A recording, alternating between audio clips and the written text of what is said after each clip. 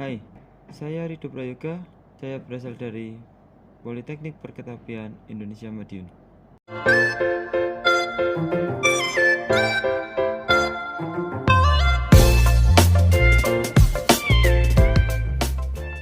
Di sini saya akan menjelaskan kepada kalian tentang peralatan-peralatan fasilitas pengoperasian pada perkeretapian di Indonesia.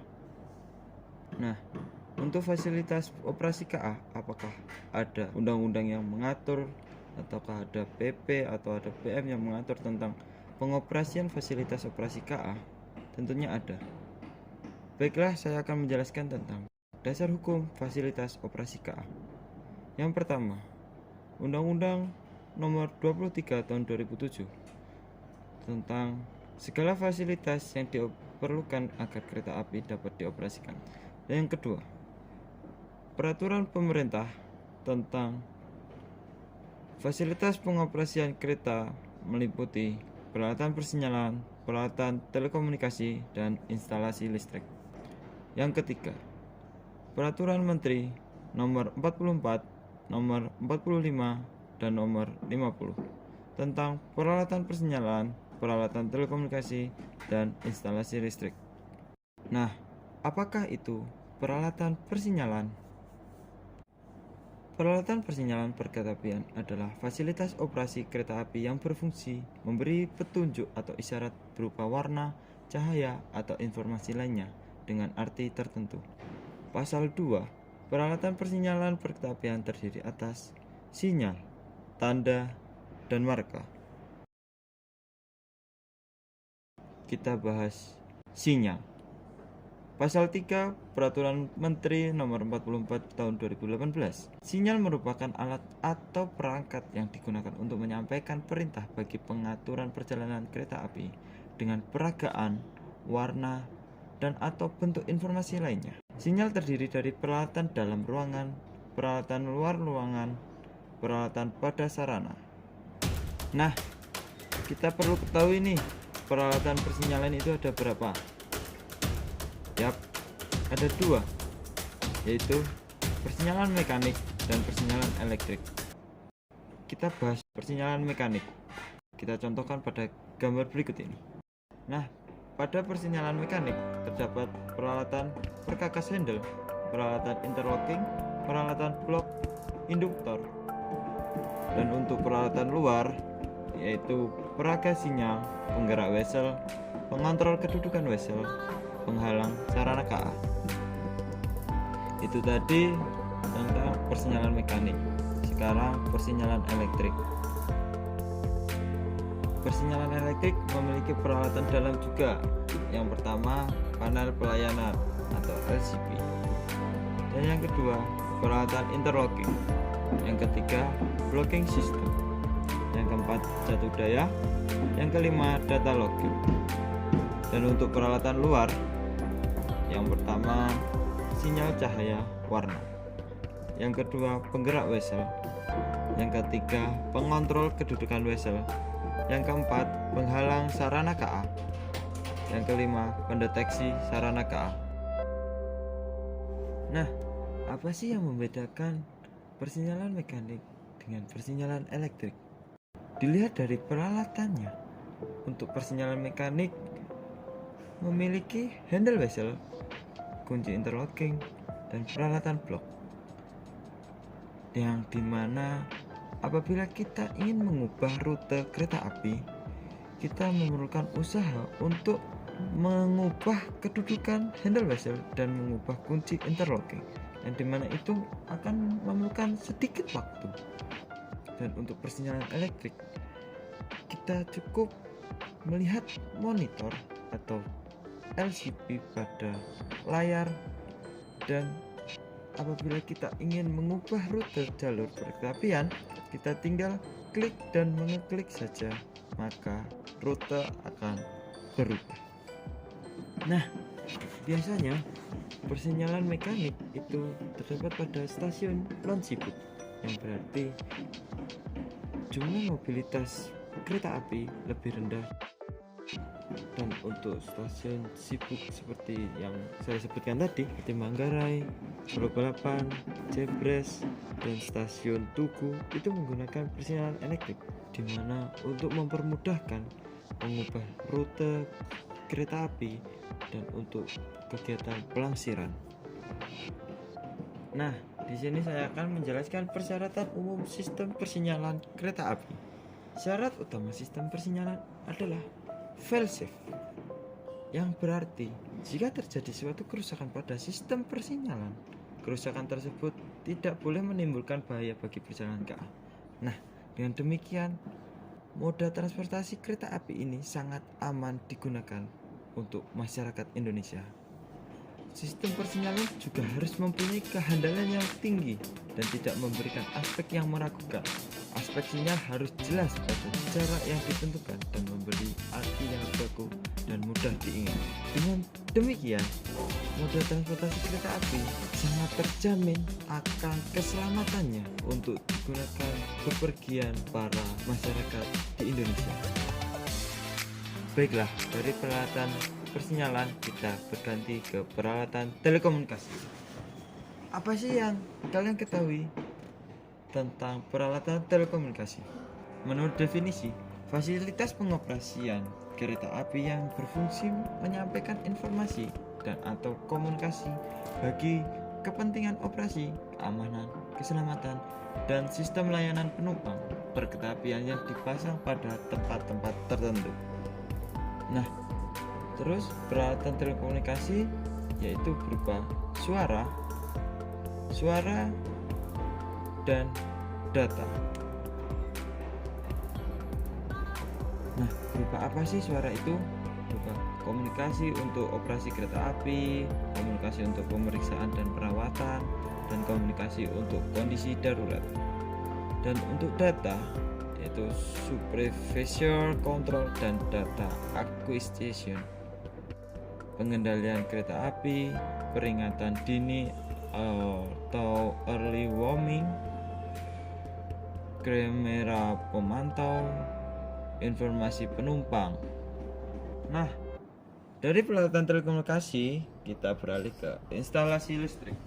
Definisi instalasi listrik menurut PM nomor 50 tahun 2018, instalasi listrik yaitu fasilitas pengoperasian kereta api yang berfungsi untuk menegakkan kereta api bertenaga listrik, memfungsikan peralatan persinyalan dan telekomunikasi kereta api yang bertenaga listrik.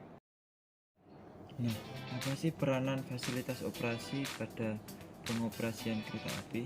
Tentunya karena setiap elemen memiliki fungsi yang penting dalam pengoperasian kereta api, maka semuanya akan saling bersinergi atau berkaitan dalam menjalankan pengoperasian pada kereta api.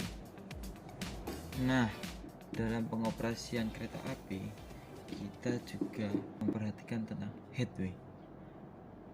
Apa sih itu headway?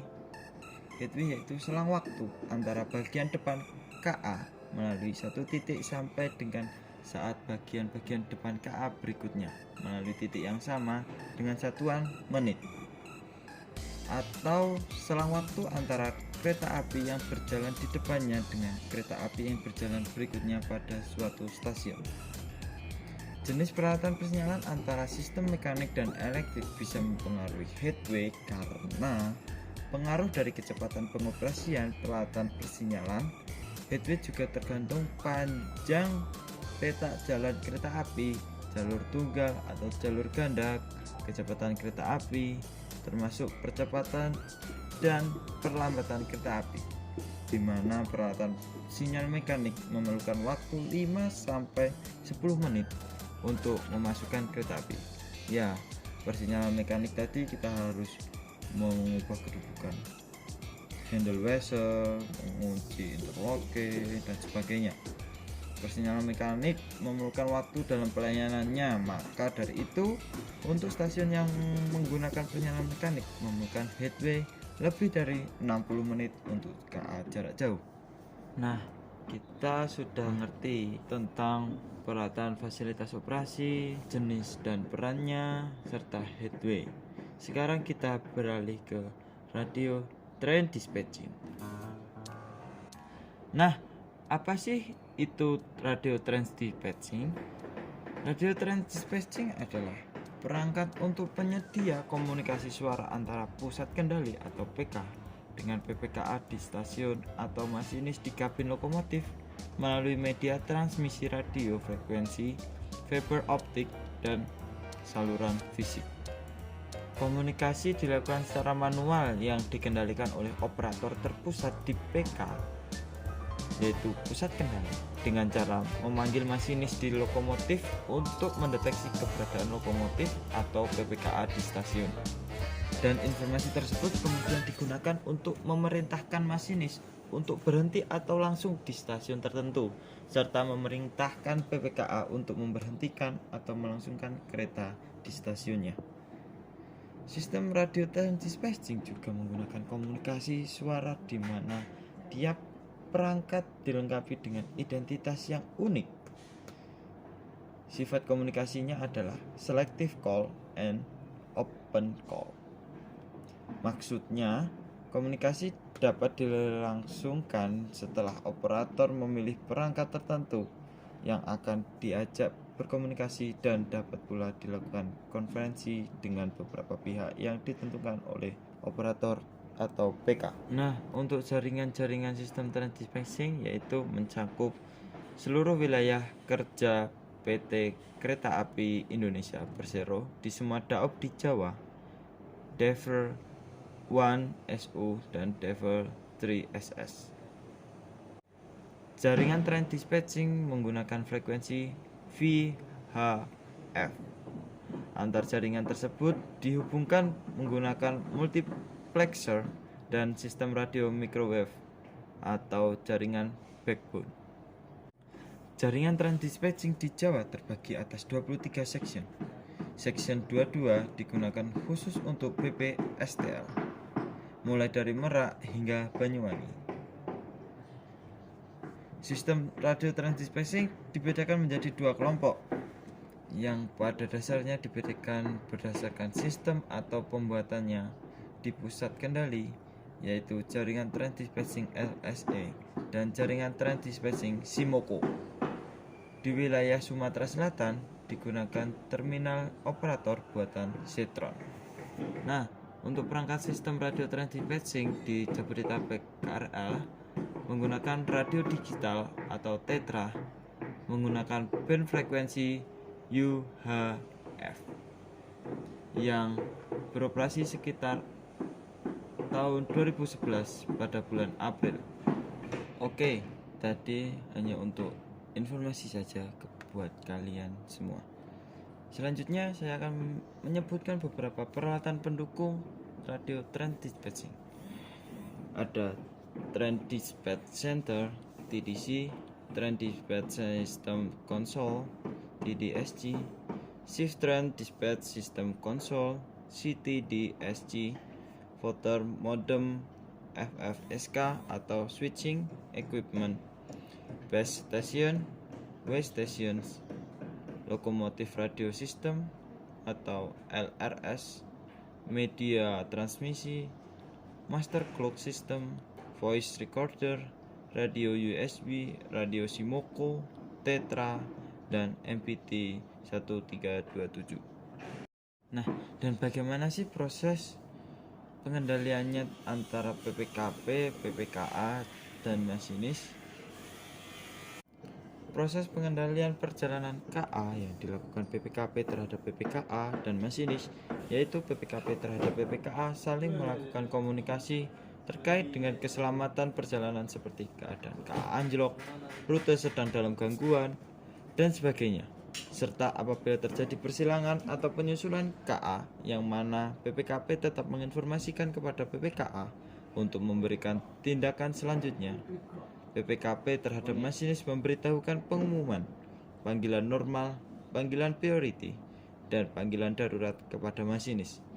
Sedangkan PPKA terhadap masinis juga menginformasikan terkait perjalanan KA, waktu pemberangkatan dan kedatangan KA, minta aman, dan sebagainya. Komunikasi ini dilakukan secara manual yang dikendalikan oleh operator terpusat di pusat kendali atau PK dengan cara memanggil masinis di lokomotif untuk mendeteksi keberadaan lokomotif atau PPKA di stasiun, Informasi tersebut kemudian digunakan untuk memerintahkan masinis untuk berhenti atau langsung di stasiun tertentu, serta memerintahkan PPKA untuk memberhentikan atau melangsungkan kereta di stasiunnya. Di masa depan pengoperasian KA menggunakan listrik dari sebelumnya diesel. Dalam pengoperasian KA listrik memerlukan suplai energi dari pembangkit listrik. Namun, di negara kita, listrik memanfaatkan energi fosil yang tidak ramah lingkungan. Maka dari itu, kita memerlukan sumber energi yang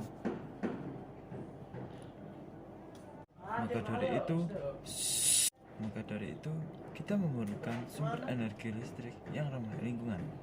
Menurut saya, dilihat dari kondisi geografis dan iklim tropis di Indonesia, sumber energi yang mampu dipergunakan secara kontinu untuk masa depan adalah sumber tenaga listrik dari panel surya. Meskipun energi surya memiliki potensi yang besar di Indonesia, namun pemanfaatnya baru 0,05% karena investasi yang cukup mahal dan masalah pembebasan lahan. Akan tetapi, dibandingkan dengan sumber energi yang angin atau air, yang dimana angin di Indonesia lebih lemah dibandingkan dengan Eropa, dan arah angin juga tak menentu dan lebih sering berubah-ubah, membuat teknologi kincir tidak cocok untuk permasalahan ini. Panel surya dapat bekerja menyerap sinar matahari dengan sel fotovoltaik, menghasilkan energi arus searah, dan kemudian mengubahnya menjadi energi arus bolak-balik yang dapat digunakan melalui bantuan teknologi inverter. Instalasi panel surya untuk sumber energi bagi tenaga listrik adalah bentuk yang paling tepat dan optimal dibandingkan dengan turbin angin atau air, karena ditinjau dari aspek ekonomi, potensi energi, kemudahan pemeliharaan, dampak terhadap lingkungan, bahwa pembangkit listrik tenaga surya lebih optimal untuk diterapkan.